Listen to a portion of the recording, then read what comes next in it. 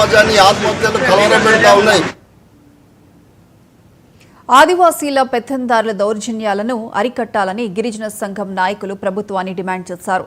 వేమనపల్లికి చెందిన నాయిని కన్నయ్య కుటుంబాన్ని ఆదుకోవాలని డిమాండ్ చేశారు. ఈ మేరకు మంచిర్యాల కలెక్టరేట్ ముందు ఆదివాసీ గిరిజన సంఘం ఆధ్వర్యంలో ధర్నా నిర్వహించి నిరసన తెలిపారు.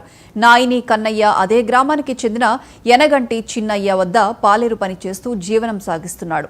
ఆ కుటుంబ సభ్యుల వేధింపులతో యజమాని ఇంటి ముందే పురుగుల మందు సేవించడంతో అపస్మారక స్థితిలోకి చేరుకున్నాడు. స్థానికులు గమనించి ఆసుపత్రికి తరలించేలోపే కన్నయ్య మృతి చెందాడు. చిన్నయ్య కుటుంబంపై ఎస్సీ ఎస్టీ అట్రాసిటీ కేసు నమోదు చేసి చర్యలు తీసుకోవాలని సంఘం డిమాండ్ చేసింది. మృతుడి కుటుంబానికి 50 లక్షల నష్టపరిహారం చెల్లించాలని బాధిత కుటుంబ సభ్యులు, గిరిజన నాయకులు డిమాండ్ చేశారు. బలహీన ఆదివాసుల పట్ల పోలీసు, రెవెన్యూ అధికారుల నిర్లక్ష్యం. చిన్నన్న చెప్పి పెత్తందారులు ఎనగంటి చిన్నన్న వారి కుటుంబ సభ్యుల యొక్క వేధింపులకు ఆ యొక్క ఆదివాసీ యువకుడు ఆత్మహత్య చేసుకొని చనిపోవడం జరిగింది.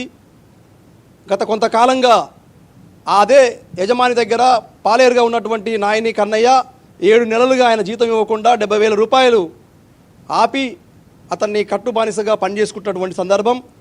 దాని గురించి ప్రశ్నించాడు. ఆ తర్వాత అతని యొక్క భూమిని కూడా, లావణ్య పట్టాను కూడా అక్రమంగా అదే శివారులో అక్కడ ఎనగంటి చిన్నన్న కుమారుడు హరీష్ రెడ్డి పైన ఆ భూమి కూడా అక్రమంగా పట్టా చేసుకోవడం జరిగింది. ఈ సందర్భంగా ఈ యువకుడు అనేక సార్లు ఈ ఆదివాసీ యువకుడు ప్రశ్నిస్తూ ఉన్నాడు, మాట్లాడుతూ ఉన్నాడు. అయినా వాళ్ళు వేధింపులకు గురి చేస్తూ భూమిని కూడా కబ్జా చేసి చివరికి తన సొంత భూమిలో ఆ క్యూసవార్క మందు కొడుతున్నటువంటి సందర్భంలో ఆ పంపు చిన్న రిపేర్ వచ్చింది. అదే చిన్నన్న గారి ఇంటికి వెళ్ళి పంపు రిపేర్ వచ్చిన సందర్భంగా మాట్లాడుతున్న క్రమంలో మళ్ళీ దాన్ని ఆసరా చేసుకొని ఆ కుటుంబ సభ్యులు, భార్య, కొడుకు అందరూ కూడా నానా. గుంటూరు జిల్లా తాడికొండ నియోజకవర్గంలోని